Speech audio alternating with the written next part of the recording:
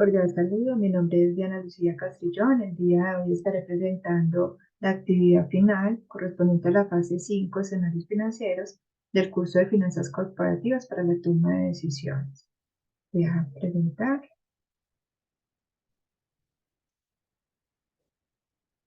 actividad final, escenarios financieros, ampliación de capital.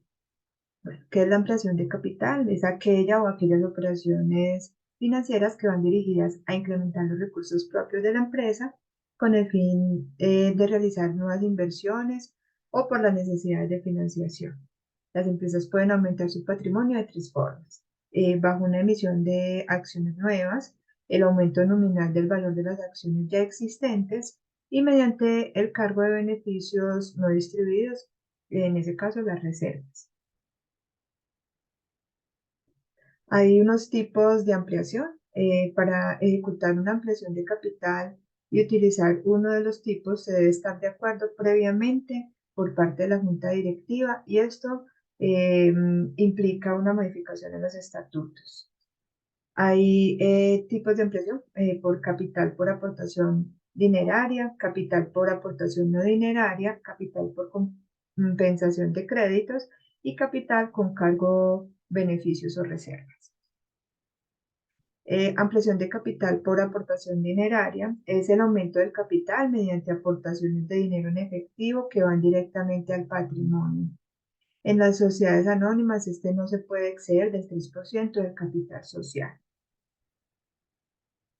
El capital por aportación no dineraria es el aumento del capital mediante las aportaciones en otros bienes que no sean dinero. Estos bienes deben acreditar la titularidad y el valor económico. Se requiere de un informe detallado por parte de la administración donde se muestre a detalle las aportaciones y la disposición de los socios. La ampliación de capital por compensación de créditos. Las aportaciones se realizan en compensación de créditos existentes. Estos deben ser líquidos, vencidos y exigibles para el caso de las sociedades limitadas, y en el caso de las sociedades anónimas debe ser al menos del 25% de los créditos a compensar deben ser líquidos, vencidos y exigibles, y el vencimiento de los restantes no puede ser superior a 5 años. Es indispensable acompañar a la operación de un informe donde se detalla la naturaleza y las características de los créditos a compensar, identificar los aportantes, el importe de los créditos y el número de participación que les corresponde. Lo que se produce es la entrega de la participación en el capital de la sociedad a cambio de extinguir la deuda existente por parte de la sociedad. Capital con cargo a beneficios o reservas. Es aquella ampliación con cargo a los beneficios o reservas pertenecientes al patrimonio de la sociedad. ¿Esto qué es? Son las reservas disponibles, la prima de emisión, la reserva legal, la que excede el 10% del capital social. Recordemos que hay una reserva legal que es del 10%. Para la realización de esta operación debe contener unos requisitos que deben respetarse, como el derecho preferente. Esto implica una modificación en los estatutos.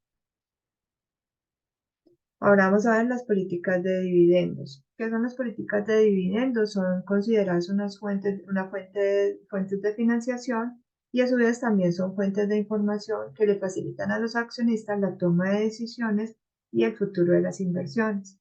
Las políticas de dividendo forman parte de la toma de decisiones por el impacto que esto genera en las finanzas de la empresa, además porque las inversiones se realizan con el objetivo de adquirir rendimientos, los cuales deben estar traducidos en dividendos. ¿Qué factores afectan? Los factores que se puedan afectar con la política de dividendos son las restricciones legales, las restricciones contractuales y las perspectivas de crecimiento considerados por los accionistas o por el mercado. ¿Cuál es el objetivo de la política de dividendo? El objetivo principal de la política de dividendo es satisfacer las necesidades y expectativas de los accionistas. Estas se pueden cumplir a través de un pago de dividendo fijo anual o un reparto complementario extraordinario de las ganancias. Esta puede ser una forma también de atraer o retener los accionistas. Tipos de políticas de dividendo.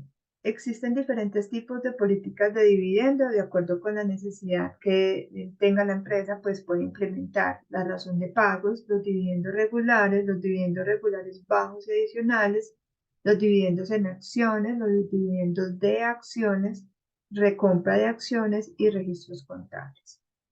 Entonces vamos a ver razón de pago.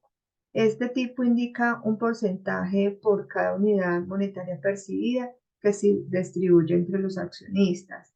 Es el cociente entre dividir el efectivo por la acción de la empresa y sus utilidades por acción. Dividendos regulares. Esta es la ejecución de pago de un dividendo fijo en un periodo de tiempo.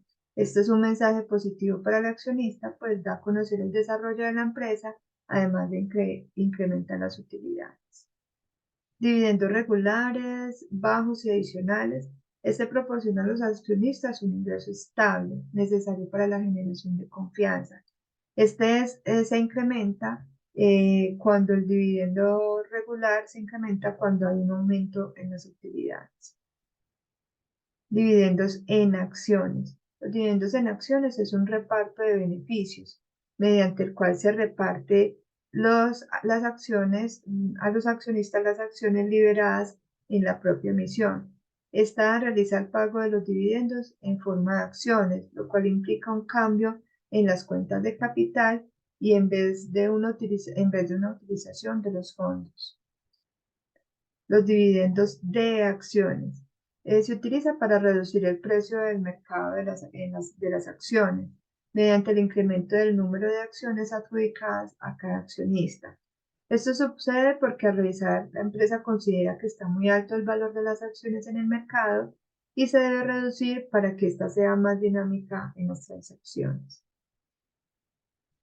Recompra de acciones. La recompra de acciones, esta se realiza cuando las divisiones de las acciones ya no tienen efecto para la estructura del capital de la empresa. Se incrementa entonces el número de acciones en circulación y se reduce el valor contable. Se suele intercambiar en una cierta cantidad de acciones en circulación por una acción. Esta consiste en comprar en el mercado sus propias acciones para posteriormente reducir el capital social mediante amortización o eliminación de acciones compradas. Y registros contables. Esta resulta en la compra de las acciones comunes para reducir el efectivo y establecer un activo denominado acciones de tesorería, el cual aparece como una deducción en el capital social. Este activo se emplea para indicar la presencia de acciones recompradas en el estado de situación financiera o lo que conocemos como balance general. Listo, damos por terminado entonces la presentación correspondiente a la actividad individual. Muchas gracias.